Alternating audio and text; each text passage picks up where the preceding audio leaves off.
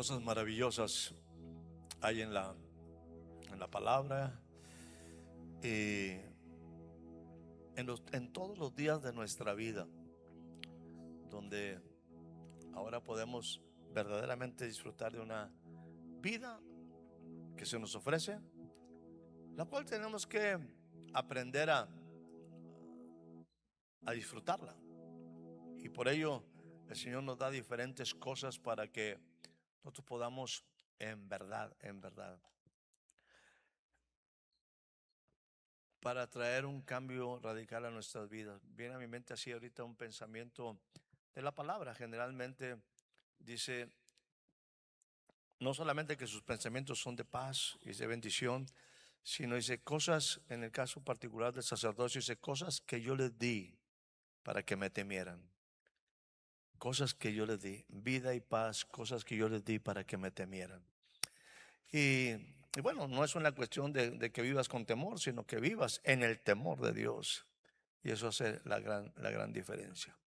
Es que bienvenidos a un espacio donde podemos juntos aprender de aquel que es maravilloso, aquel que tiene un nombre que es sobre todo nombre, nuestro Señor Jesús, a quien sea toda gloria y toda honra. Traigo un montón de versículos, pero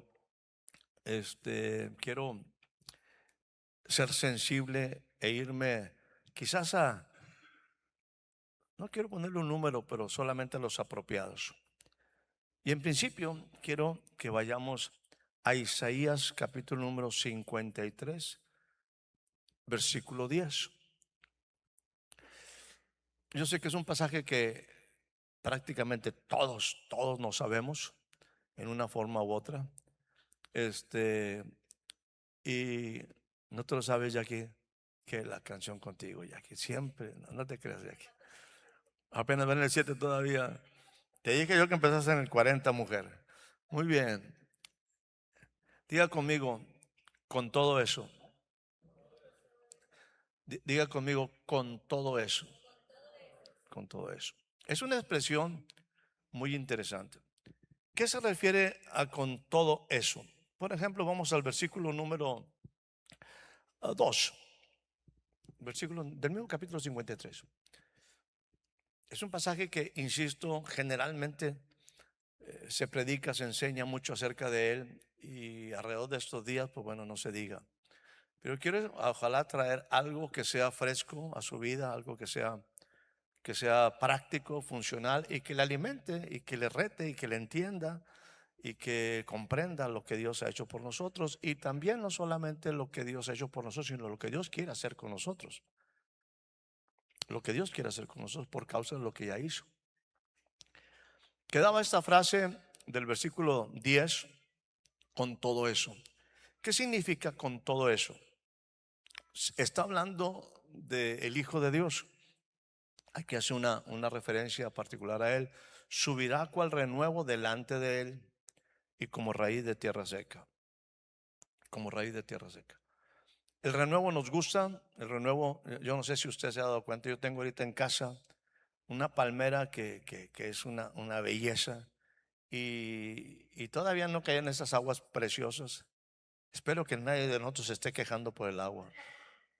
Espero que nadie esté pensando de que tiene gotera, de que se ensució el carro, de que hay charcos, espero que nadie esté pensando en ese tipo de cosas que no tienen ningún sentido común, ni siquiera la mínima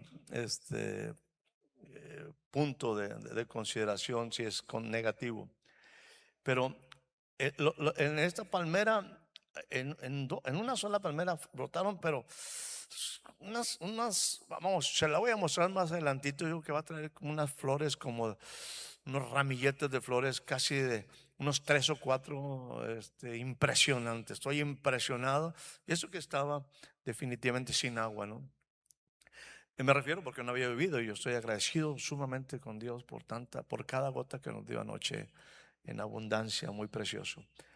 Y bueno, nos gustan los renuevos, nos gustan la cosa que se ve fresca y usted va a ver cómo los renuevos van a salir por todos lados con esta agüita que cayó. Pero también está la otra parte como raíz de tierra seca. Y eso implica firmeza, eso implica profundidad. La raíz de tierra seca tiene que profundizar para encontrar los nutrientes. Se alimenta de lo profundo. No puede ser nada más una raíz superficial. Tiene que meterse hasta buscar aquello que requiere, ya sea líquido o, insisto, los mismos nutrientes de la tierra. Se alimenta de la tierra. Y la raíz en tierra seca, insisto, no está en la parte superior. Tiene que entrar profundo, profundo. Y se refiere al Hijo. Un renuevo, alguien con un carácter férreo.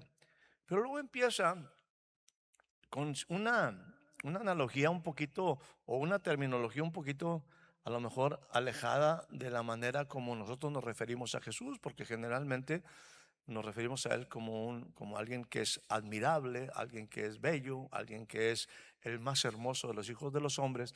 Sin embargo, aquí dice, pero en Él no hay parecer y no hay hermosura. Le verán las naciones, le verán las sociedades, le verán las generaciones, pero sin atractivo para que sea deseable. Ese es el contexto.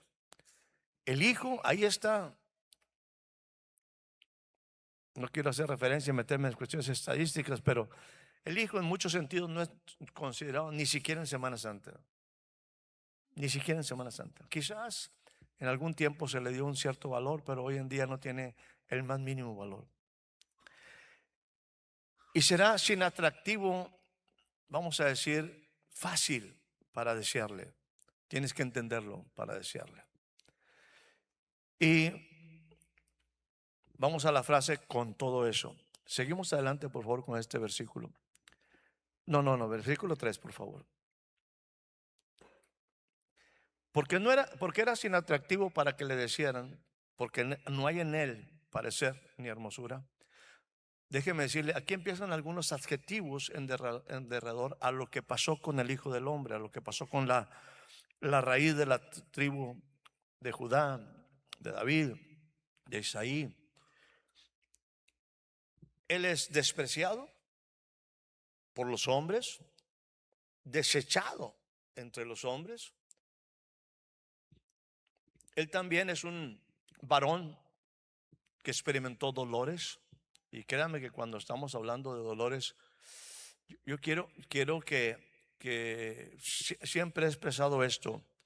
Cuando Jesús llevó nuestras enfermedades, no agarró un iPad o agarró una libretita y dijo, Miguel, ¿qué enfermedad tienes? Ah, esto. Norita, y lo anotó. Manolo, y lo anotó. Diego, y lo anotó. O sea, no. Jesús llevó en él todo lo que tú y yo sufrimos en una enfermedad. No le llevó, insisto, no lo agarró y lo puso en una listita y se lo metió en la camiseta o en la camisa y se lo llevó. No, él lo sufrió. Por lo tanto, era un hombre que realmente sufrió el dolor. Por lo tanto, su rostro refleja dolor. Por eso dice, experimentado en quebranto. Estaba siendo quebrantado su cuerpo. Nosotros como que escondimos de él el rostro. Menospreciado es que no se le apreció, no se le dio el valor adecuado. Siempre se le vio en una manera baja, obviamente sin estima. Siguiente versículo, por favor. Versículo 4. Ciertamente, Él, estaba haciendo referencia, llevó nuestras enfermedades, insisto, no como un listado. Él sufrió. A veces cuando tenemos una simple gripa y estamos ahí con una cara que reflejamos obviamente enfermedad, Él lo estaba sufriendo. Sufrió nuestros dolores, nosotros le tuvimos por azotado, por herido de Dios. Siguiente versículo, por favor. Mas Él herido fue por nuestras rebeliones. Herido no es una cuestión meramente, vamos a decir, de un término tipológica. No, Él fue herido, Él fue molido. El castigo de nuestra paz fue sobre Él, o sea, Él fue castigado. Y por su llaga, otra vez por las consecuencias de la enfermedad, nosotros fuimos curados. Se cuenta que está hablando siempre en sentido pasado, porque fue algo que Él ganó para nosotros. Adelante. Todos nosotros, sin embargo, como no le estimamos, como no lo consideramos, como no, para nosotros no es atractivo, nos descarriamos como ovejas y cada cual se apartó por su camino. Este es el versículo que me encanta muchas veces cuando los grupos de alabanza, el de nosotros no, todos los demás, cada cual se aparta por su camino. Cada quien toca el tono que le corresponde, y no importa, cada quien agarra su rumbo, total. Es bíblico eso, no creas que no es bíblico, es totalmente bíblico. Pero en él fue cargado el pecado de todos nosotros y la paga del pecado es muerte. Por lo tanto, la muerte fue cargada sobre él. Y bueno, cuando estamos a punto de morir, o cuando alguien está a punto de morir, obviamente el cuerpo se empieza a deteriorar, empieza a sufrir, empieza a quebrantarse. Alguna vez hablamos de ciertas enfermedades por ahí, medio de gripas y todo eso. Dice, traigo el cuerpo cortado. ¿Cómo se siente el cuerpo cortado? ¿Cómo se siente el cuerpo cortado? Desde aquí hasta, sientes que eso es el quebranto. El pecado cargó de todos nosotros. Seguimos el versículo siguiente. Angustiado, afligido, no abrió su boca, como cordero fue llevado al matadero, como oveja delante de sus trasquiladores, enmudeció y no abrió su boca. O sea, se lo aguantó como raíz de tierra seca, con carácter, con fuerza. Todo un varón, toda una fuerza. No es un enclenque por ahí, es todo un hombre sufriendo lo que tenía que sufrir por nosotros. Adelante, por favor. Por cárcel, por juicio fue quitado de su generación. ¿Quién la contará? Bien importante ahí. Si usted lee Mateo capítulo número 1, va a encontrar todas las generaciones antes de Jesús. Y la pregunta es, ¿cuáles son las generaciones después de Jesús? En ese momento Jesús, en el sentido de la tribu de Judá, en el sentido de su familia, estaba terminando una generación. ¿Quién la contará? Fue cortado de la tierra de los vivientes y por la rebelión de mi pueblo él fue herido. Adelante. Se dispuso con los impíos su sepultura, murió, mas con los ricos fue en su muerte, aunque nunca hizo maldad y no hubo engaño en su boca. No cambiamos el versículo todavía, pero ya lo cambió, muy bien. Con todo lo anterior, que le estoy describiendo y que usted puede leer con mayor tranquilidad en casa. Con todo eso que le he dicho, todas esas cuestiones que hablaban de que él fue herido, fue molido, fue el castigo, fue menospreciado, no se le estimó, con todo eso, aparte de que él estaba viviendo y experimentando todo eso, Dios todavía quiso quebrantarle y lo sujetó a padecimiento. Con todo eso anterior, Dios aún quiso quebrantarle. Y cuando Él haya puesto, esto está hablando en forma profética, cuando Él haya puesto su vida para perdón de nuestros pecados, va a haber tres cosas, van a suceder tres cosas. Diga conmigo, verá, vivirá, voluntad. Tres palabras claves: verá, vivirá, voluntad. Todas son con V, no de burro. V. Vivirá, verá y voluntad. Tres palabras claves en este versículo, de las cuales usted y yo tenemos que sacarle muchísima enseñanza. Yo no le digo, traigo un montón de versículos, pero no voy a sacarlos en este momento, porque si no, nos quedamos aquí hasta la siguiente Semana Santa. Se acaban las vacaciones. Verá. Con todo eso que pasó, que nosotros como humanos, nosotros como humanidad,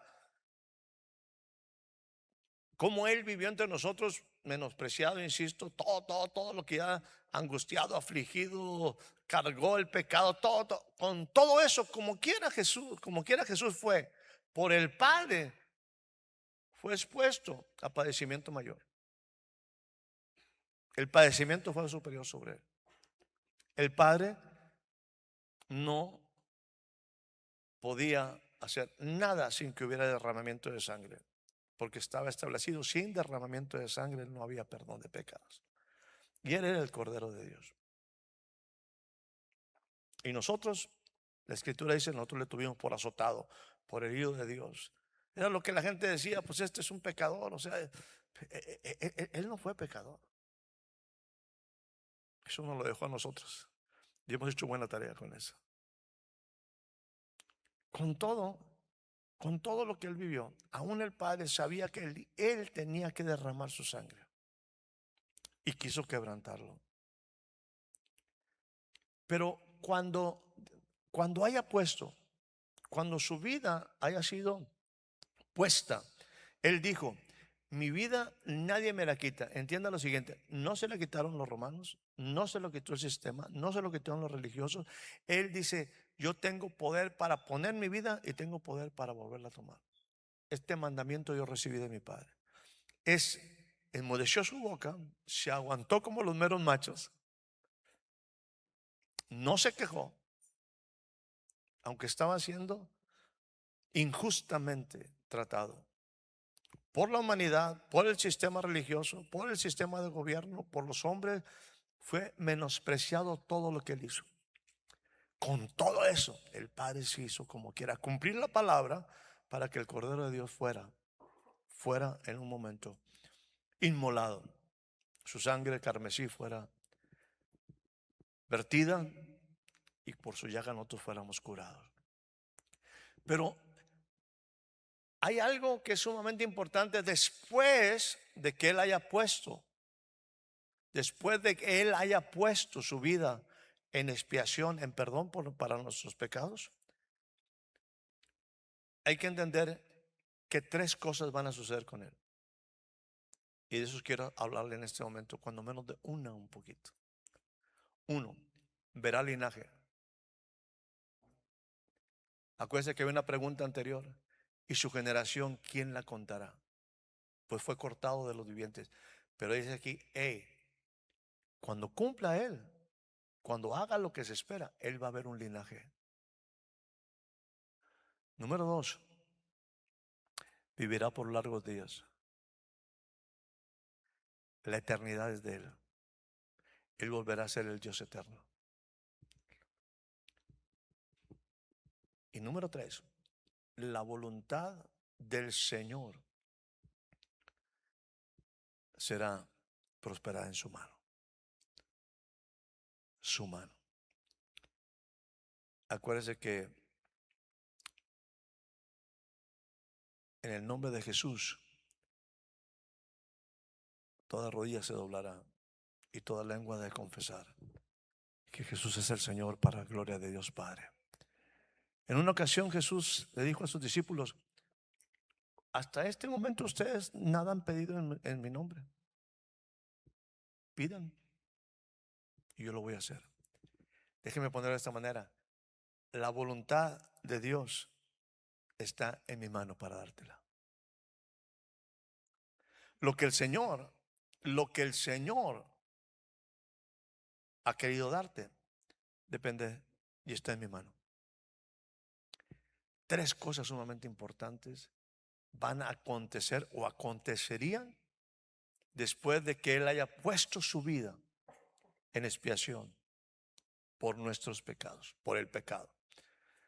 Va a haber un linaje. Él verá un linaje. Él verá un linaje. Nosotros somos pueblo adquirido por Dios. Somos linaje real. Somos real sacerdocio.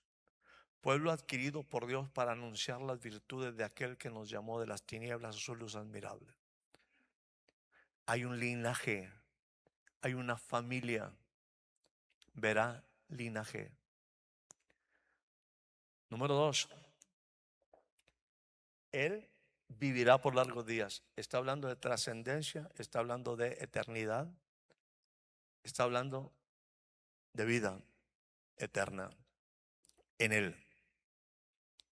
Él es camino, Él es verdad y Él es vida. Y tres, la otra V, es que la voluntad del Señor en su mano será prosperada. La palabra es interesante, es muy interesante, que esta palabra, particularmente voluntad, en muchas versiones y en el inglés, aquellos que les gusta meterse un poquito al inglés por ahí, aquí la palabra dice placer. El placer del Señor será prosperado en su mano. ¿A qué se refiere con esto? Se refiere a que ya no es un asunto de juicio. Ya no es un asunto de que, ¿qué me va a dar el Señor? O sea, ¿qué es lo que yo hice? ¿Cómo voy a estar delante de Él? Si mi condición, si, no, espérame. Dios dice, entiéndeme, Él ya pagó por ti. Él ya pagó por tus pecados. Si tú confiesas con tu boca que Jesús es el Señor, entienda, aquellos que les gusta reino y aquellos que hemos estado hablando de reino, dese cuenta que cuando ahí en la palabra nos dice, si confiesas con tu boca que Jesús es el Señor, no se está diciendo si confiesas con tu boca que Jesús es el Salvador. No, esto es un asunto de reino. Es asunto de reino. No dice que confieses con tu boca que Jesús es tu Salvador. No, dice no. Confiesa con tu boca que Jesús es el Señor. Y en este momento tú eres trasladado del reino de las tinieblas. La expiación, el perdón de tus pecados, si es una realidad, y eres trasladado al reino del amado Hijo. Cuando tú y yo confesamos con nuestra boca que Él es el Señor y declaramos con nuestra boca que Él fue levantado de entre los muertos, seremos salvos. Porque Él es Señor, es nuestro Salvador. Porque Él es Señor. Pero yo tengo que confesar que Él es Señor. Está implícito que es mi Salvador, porque yo necesito un Salvador. Necesito alguien que me redima, necesito alguien que me rescate, necesito alguien que me salve. Y necesito que esté esto en el Señor. Entonces, cuando tú estás en este punto donde tú ya recibiste el perdón de tus pecados, la expiación por tu pecado, en ese momento Él va a empezar a ver algo, va a empezar a manifestarse 3V. Él va a ver un linaje, una generación que va a ser contada. 2, Él va a pasar nuevamente a ese espacio de la eternidad. Y 3, en ese sentido, el placer de Dios se va a manifestar y será prosperado en su mano. En otras palabras, todo lo que Él tiene en tus manos es para enriquecer, para impulsar el propósito, para engrandecer y para establecer el reino. Todo lo que está ahí. Y es interesante, insisto, que esta palabra está muy claramente en el sentido de es lo que Dios quiere hacer por placer. Es su beneplácito. ¿Mandé? Sí, es como lo dice Efesios, es según el puro afecto de su voluntad. Es toda la bondad de Dios, todo lo bueno de Dios, todo lo que Dios, insisto, y lo hace según su beneplácito, según el poder que actúa en él, según su placer. En otras palabras, Él está contento. Dios está contento, está complacido. Vamos ahí, 53:11. Vamos a un poquito para adelante. Dice, verá, Dios verá, Dios verá el fruto de la aflicción. O sea, verá el resultado de la aflicción que hubo en su alma y quedará satisfecho. Sí, es duro, es bastante duro, La muerte de Jesús es en muchos sentidos dramática, cruel, no apta para estarla observando de una manera así de decir, oye, qué bonito. Pues es algo totalmente eh, injusto, violento, brutal, la manera como Él muere.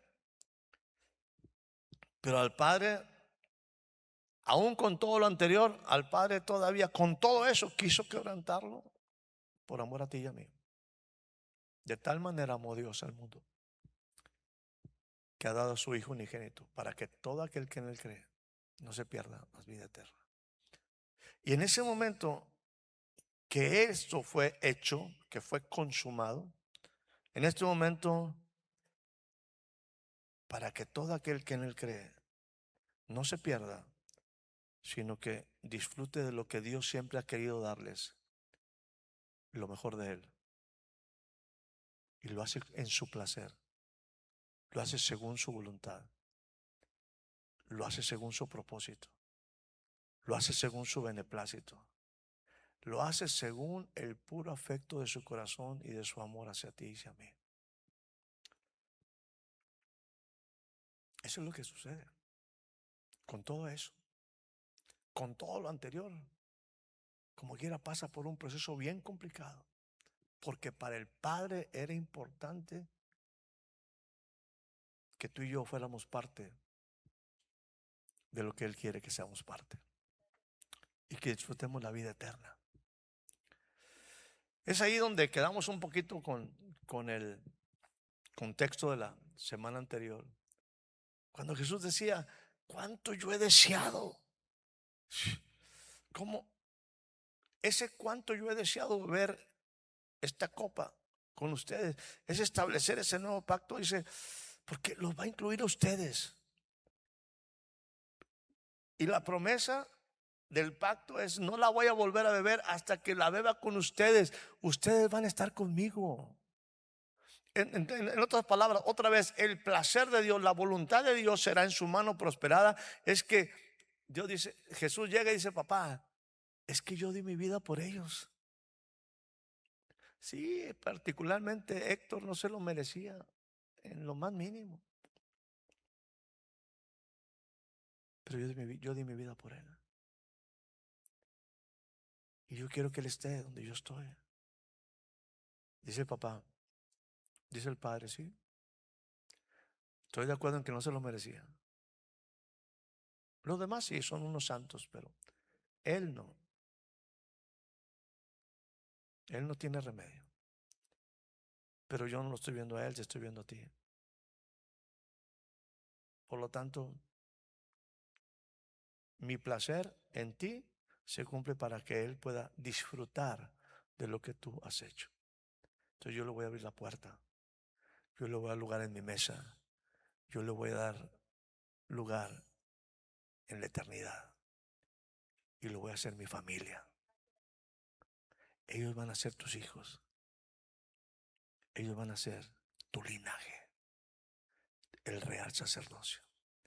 La gente santa. Eso que tú compraste con tu sangre. Con tu sangre.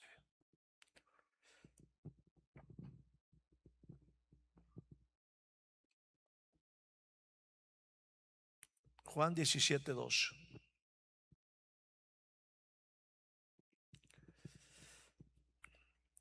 Como le has dado potestad sobre toda carne, para que dé vida eterna a todos los que le diste. Y esta es la vida eterna, que te conozcan. Siguiente versículo, por favor. Y esta es la vida eterna, que te conozcan a ti, el único Dios verdadero, y a Jesucristo, a quien tú has enviado. La vida eterna es una realidad, no insisto, no es una metáfora, no es una ilusión. Esto es algo que tú tienes que abrazar y creerlo. Y dice, esta es la vida eterna, que te conozcan. No sé si usted se dio cuenta, ahí en el versículo vamos al versículo 11 otra vez, por favor, Rolando, creo que es de Isaías 53. Mire lo que dice aquí. Conocimiento, diga conmigo conocimiento. Aquí hay dos formas de ver esta palabra. Isaías 53:11, por favor. Dice, en el segundo versículo al final, dice, por su conocimiento, por su conocimiento, por su conocimiento. Aquí puede decir, bueno, es por todo lo que él conoce. Sí, esa es una forma de verlo. La otra forma es por todo lo que tú conoces de él. Va de nuevo. Este por su conocimiento es por todo lo que él sabe. Cierto, él sabe muchas cosas, él conoce al Padre y nos viene a dar a conocer al Padre. Todo lo que él conoce. Pero aquí también implica por lo que tú conozcas de él. Cuando tú conoces de él, lo que él hizo, cuando tú conoces lo que él padeció, lo que él hizo poniendo su vida por ti y por mí, lo que significó su sacrificio, lo que significó toda su vida, toda su entrega, todo este proceso. Cuando tú conoces, tú eres justificado. Dices, wow, es que es él el que hizo todo. Es él. Yo solamente tengo que corresponder creyendo, caminando y confiando en lo que él hizo, que es más que suficiente. Justificará mi siervo justo a muchos. Cuando vamos esta es la vida eterna, que te conozca, que le conozca. No es el conocimiento, no es lo que él sabe, es lo que tú sabes de él. No es lo que él sabe, es lo que tú y yo sabemos de él. ¿Qué es lo que él hizo? ¿Por qué lo hizo? ¿Cómo lo hizo? ¿Para qué lo hizo? ¿Cuándo lo hizo? ¿Cuál fue el propósito alrededor de todo esto? Esta es la vida eterna. Conocimiento. Acuérdense que la libertad es asunto de conocimiento.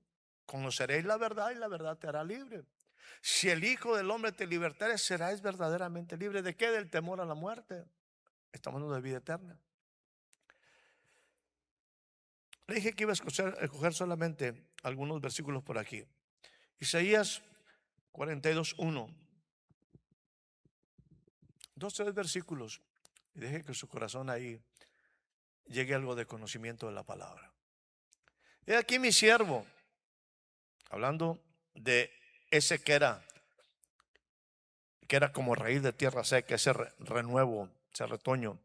Él es mi siervo, yo le sostendré, es mi escogido en que mi alma tiene contentamiento. Estoy complacido con él. Mi alma está contenta con él. He puesto sobre él mi espíritu. Por lo tanto, él es el único que en las naciones puede traer justicia. Escúcheme bien. No espere justicia en ninguna nación. Él es el único que puede traer justicia. Los sistemas del mundo todos son injustos. No hay uno solo justo. Como los hombres no somos justos. ¿Para qué? ¿Por qué no somos justos? Porque la justicia no está en nuestra mano. Pero Él sí. Él es el único que va a traer justicia a las naciones. Y aquí hablábamos un poquito la semana anterior ahí. El espíritu, ¿cómo poder utilizar la sabiduría correctamente? Bueno, la sabiduría tiene que estar rodeada de un espíritu que es complejo. Al decir complejo no estoy diciendo que sea difícil, que es compuesto, que es una serie de cosas. El espíritu de sabiduría tiene que operar con el espíritu de inteligencia. El espíritu de consejo tiene que operar en el espíritu de temor de Dios. El espíritu de poder y el espíritu de conocimiento, y en ese sentido va a hablar. Es que no es un solo elemento, es algo que es perfectamente balanceado, por eso es justo. Tiene inteligencia, conocimiento, temor, poder, todo eso. Dice, bueno, Él traerá justicia a las naciones. Él no va a gritar. A ver, 42:2, sí. Mire lo que dice por aquí. No va a gritar, ni alzará su voz, ni la hará oír en las calles. No quebrará la caña cascada, ni apagará el pábilo que humeare. Por medio de la verdad, porque Él es camino, verdad y vida. Por medio de la verdad Él traerá justicia a las naciones. O sea, es otra cosa, es otra manera de ser. Es el Cordero de Dios, es el Rey de Reyes, es el Señor haciendo una obra diferente en nuestra vida. ¿A quién trajo justicia? A nosotros. Nosotros, siendo pecadores, fuimos justificados por la sangre de Jesús al creer en Él. La importancia de creer en Él. Dos versículos por ahí o tres versículos para ir cerrando. Ok, vamos a 3:15 de Mateo, por favor. Vaya dejando que la palabra llegue a su corazón y espero que podamos compartir algo en esta mañana.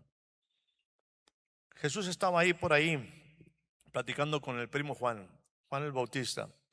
Pero Jesús le respondió ante aquella petición de Juan el Bautista, decirle: tú bautízame a mí, tú que eres el Hijo de Dios, el Cordero. ¿Por qué aquí el Cordero de Dios que quita el pecado del mundo? Déjeme hacer aquí, no me quiero abundar mucho, ¿no? Pero entienda lo siguiente: para los judíos, Cordero de Dios, en la mente de los judíos, Cordero de Dios implicaba sacrificio. Lo primero que venía, porque para ellos la Pascua era algo, una tradición, era algo bien establecido por mucho tiempo, por generaciones. Entonces, para ellos, Cordero, lo primero que venía es Pascua. Como a lo mejor para nosotros aquí, cabrito, ¡ay, riqueza! Rico porque es caro y rico porque está bueno. Aquellos que les gusta. O sea, es fiesta. Porque cabrito ya sé de qué se trata. Algo que comen los ricos, o algo que es rico, o algo que nos gusta. Algo que pensamos por ahí. Bueno, para el judío, cordero, inmediatamente me echa, ¡pum!, sacrificio. La otra cosa clave, y esto no estamos hablando de Navidad. ¿Dónde nacen los corderos? En un pesebre, en el monte, donde quiera, donde a la oveja se le ocurre. No nace en hoteles, no nace en maternidades, no nace en lugares de reyes. Por eso Jesús nació en un pesebre, porque era el Cordero. Cosas sencillitas. Aquí está Juan, dice aquí el Cordero de Dios, y dice: oye, entonces tú eres el Cordero de Dios, yo soy el último, el más grande entre los profetas del Antiguo Testamento, pues tú bautízame a mí. Y entonces dice: así conviene, entiéndeme, Juan, no es el punto que vengas a hacer lo que tú y yo queremos. Deja ahora eso, no estés pensando cosas que no están escritas. Conviene que tú y yo aprendamos a vivir en toda justicia y que cumplamos la palabra. Jesús lo tenía bien claro. Por eso cuando dice: llegó el tiempo, afirmó su rostro para ir a Jerusalén. ¿Por qué? Porque era lo que él venía a hacer. Era el Cordero de Dios, entiéndalo. Entonces le dejó. Y entonces ya va ahí al bautismo, que por cierto vamos a tener tiempo de bautismos. 3:16 dice: entonces lo bautiza, Juan el Bautista lo bautiza a Jesús. Después que fue bautizado, sube del agua, los cielos son abiertos, y entonces vio al Espíritu de Dios que descendía como paloma y venía sobre él. Y entonces viene una cuarta cosa que es sumamente importante, porque cosas importantes pasan cuando tú te bautizas. Y ojalá que cuando tú y yo nos bauticemos escuchemos: este es mi Hijo amado y yo estoy complacido con él. Es mi Hijo. Dese cuenta aquí de algo. Jesús está siendo bautizado. El Padre está complacido. Diga conmigo: el Padre está complacido. ¿Cómo está complacido el Padre? ¿Cómo está complacido el Padre si Jesús no ha muerto? Me refiero, no ha cumplido el propósito. ¿Cómo está complacido el Padre si no ha sanado a nadie? ¿Cómo está complacido el Padre si nadie habla de él? ¿Cómo está complacido el Padre si no ha sanado a nadie? ¿Cómo está el Padre complacido si no ha resucitado a nadie. ¿Por qué el Padre está complacido? Porque Él tiene corazón de hijo. Las obras de justicia son el resultado de un hombre, de un corazón de hijo.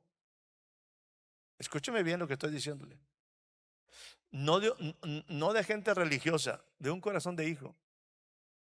Jesús no había ido a visitar a nadie, no había predicado en ningún lugar, no había muerto, no había cumplido su propósito y el Padre está complacido.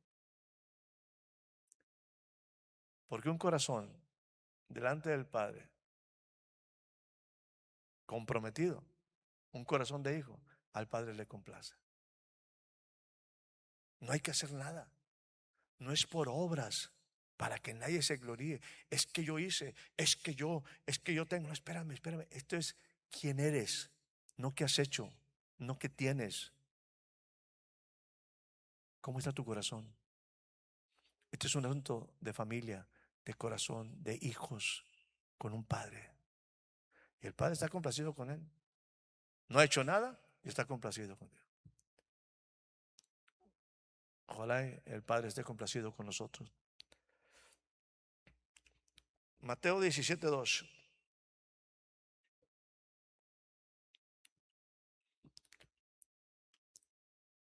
Un tiempo especial ahí. Se transfiguró delante de ellos.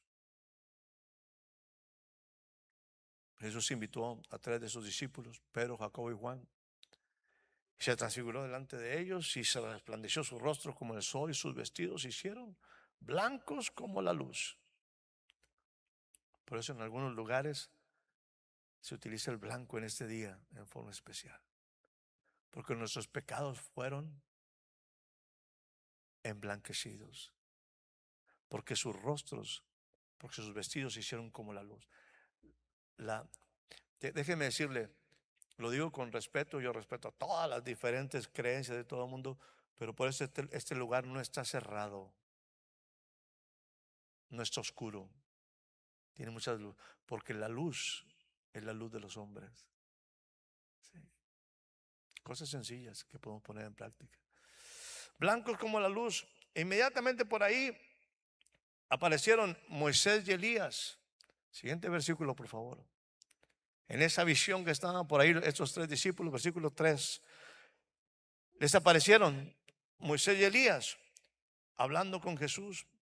Entonces Pedro dijo a Jesús: Señor, es bueno que sigamos en la misma religión. Mira, ya llegó Elías el profeta.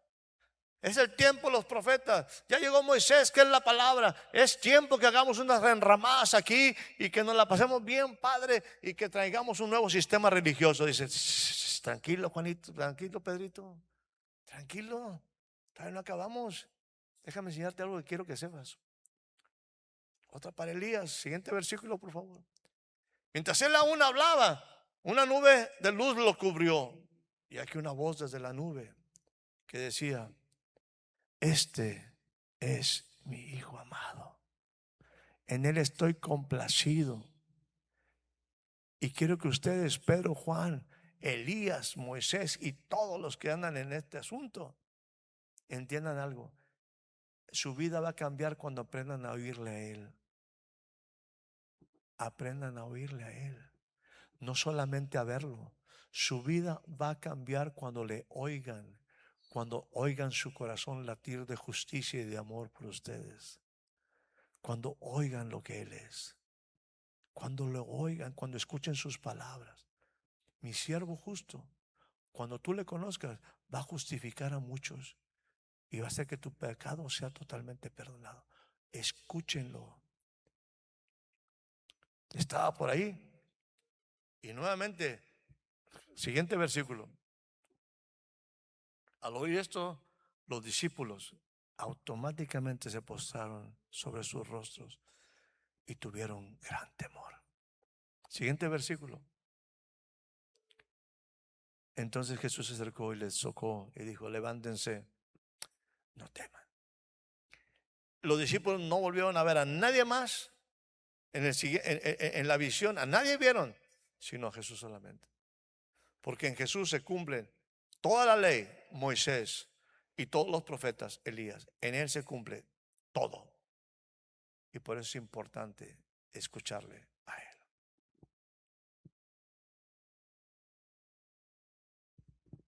Este es mi Hijo amado, en quien yo estoy complacido. Voy a pedirle, vente Augusto, vente Escamilla.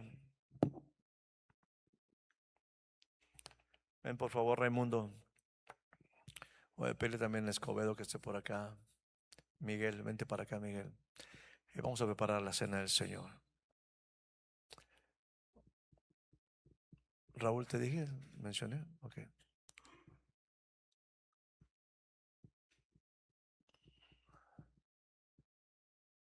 Jesús decía lo siguiente, y lo expresábamos la semana anterior: no saben cómo yo he deseado comer y beber del fruto de la vida en este nuevo pacto, porque yo no voy a volverlo a beber hasta que ustedes estén conmigo. Pero empezamos a preparar los elementos de una vez, por favor, ahí. Los que ya le saben al asunto, por favor. Unos tomen las uvas, unos tomen el pan. Pártanlo y acérquenlo a la gente para que tomen ahí, y nos esperamos todos para tomarlo juntos. Jesús dice: entiéndeme, yo he deseado vivir y tomar y experimentar este nuevo pacto y beber este fruto de la vid. Estoy comprometido, soy el siervo de Dios y sé el proceso que voy a tener que vivir, solamente para que tú se cumpla lo que en mi mano está. La voluntad del Padre y mi voluntad es que tú estés comiendo conmigo en el reino de mi Padre. Yo no voy a beberla hasta que esté en el reino de mi Padre. Como el Padre espera que yo vea linaje, el Padre espera que esto sea por la eternidad, el cumplimiento del pacto. De eso estaremos hablando un poquito más adelante, no el día de hoy, más adelante. Pero entiende, en mi mano, el placer de Dios, el deleite de Dios, el gozo del Señor, todo lo bueno de Dios se va a cumplir. En mi mano será prosperada su voluntad. Y su voluntad es que tú y tú participen de este tiempo por la eternidad. Que tengan el conocimiento de lo que el Padre quiere y cómo el Padre quiere. Rolando, ponemos por ahí. Empezamos a repartir los elementos. Romanos capítulo número 12, versículo 2. Ahorita viene a mi mente este versículo. Guarden por favor, papás, que sus hijos están allá en las clases. Guárdenle ahí por favor una porción de pan y las uvas necesarias para compartirlo con sus pequeños. Romanos 12, 2 dice lo siguiente: hermanos,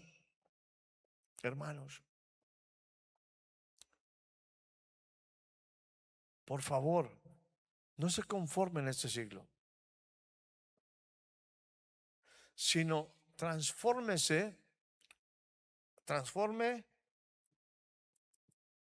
y renuévense por la renovación de tu entendimiento, de tu conocimiento. ¿Para qué? Para que tú puedas comprobar. Dios quiere que tú lo compruebes. Dios quiere que tú experimentes algo que te deje sustancia en tu vida, que tú lo compruebes. Compruebes que la voluntad de Dios no es que la gente perezca, no es que la gente sufra. El Señor ha prosperado en Jesús la voluntad buena, agradable y perfecta para tu vida. ¿Estoy comunicando? O sea, Dios quiere que tú conozcas que el sacrificio de Jesús, que la obra de Jesús es para que tú y yo comprobemos el buen corazón amable y perfecto, que tú lo compruebes. Pero esto implica la renovación de mi entendimiento, la renovación, que no me conforme a este siglo, sino que entienda que Dios tiene una vida diferente, una forma de vida diferente. Y que esa voluntad buena, agradable y perfecta ahora está en la mano de Jesús. Por lo tanto, lo que nosotros pidamos a Él, lo que nosotros vivamos en Él, lo que vivamos por Él, en Él, será bueno, agradable y será perfecto. Es cuando Dios dice: yo voy a cumplir mi voluntad, el deseo, el anhelo de mi corazón en ti, para que donde yo estoy, tú también estés. Para que seas parte de algo diferente, para que vivas en una forma diferente, para que experimentes una vida diferente, para que entiendas que esta vida puede ser diferente por causa de lo que Él hizo en la cruz del Calvario.